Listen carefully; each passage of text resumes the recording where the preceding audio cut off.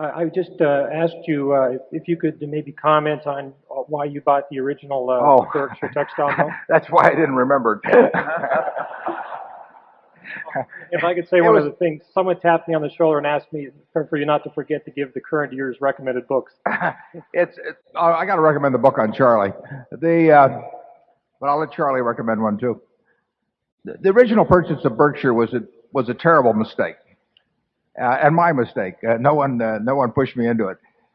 It was I bought it because it was what we used to call the cigar. It was a cigar butt approach to investing, where we would look around for something with a free puff left in it. You know, it was soggy and kind of disgusting and everything, but it was free.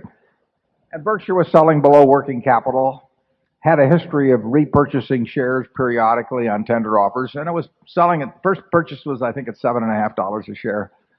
In fact, I've got the broker's ticket up in the office, 2,000 shares, and it looked to me like they were going to have a tender offer periodically, and there would probably be at some figure closer to net working capital, which might have been $11 or $12 a share, some such number, and we would sell on the tender.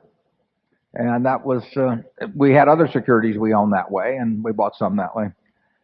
And then, actually, I met Seabury Stanton one time, who was running Berkshire, and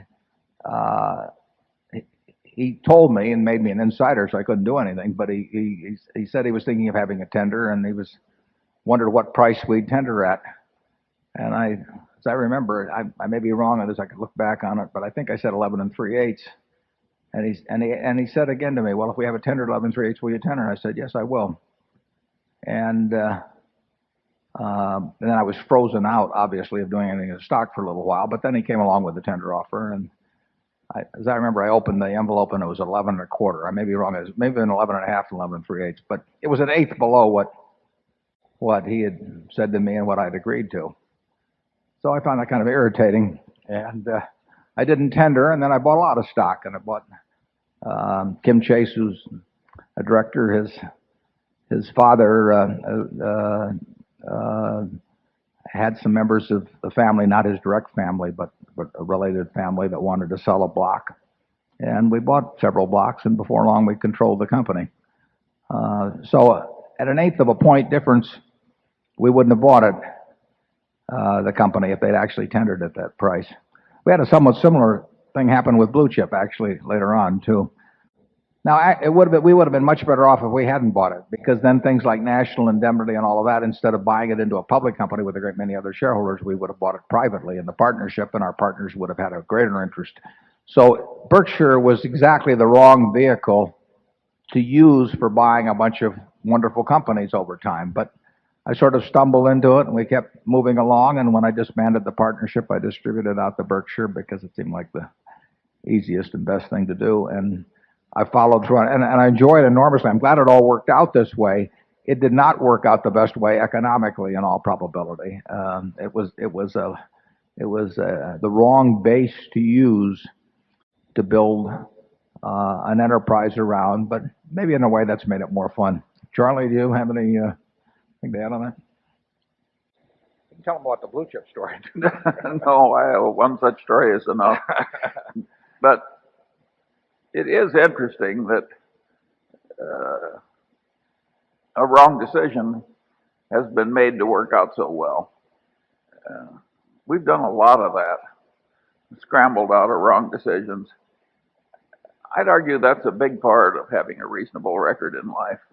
You can't avoid the wrong decisions, but if you recognize them promptly and do something about them,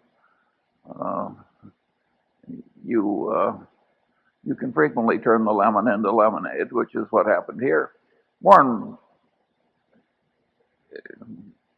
twisted a lot of capital out of the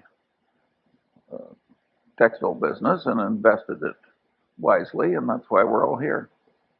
But Berkshire comes from three companies that came together: Diversified Retailing, Blue Chip Stamps, and Berkshire. Those were the three base companies. And Diversified started when we bought a company called Hochschild Kohn in Baltimore in 1966, a department store, and that company disappeared over time. Fortunately, in 1970, we sold it to Supermarkets General. Blue Chimp, we've told you about the record of that. So we started out with 3 disasters and put them all together. And it's worked out pretty well. But it was a mistake to be working from that kind of a base. Don't follow our example in that respect. Start out with a good business and then keep adding on good businesses. But the example of quickly identifying the mistakes and taking action, their example is a good one. Yeah. Okay, number 6.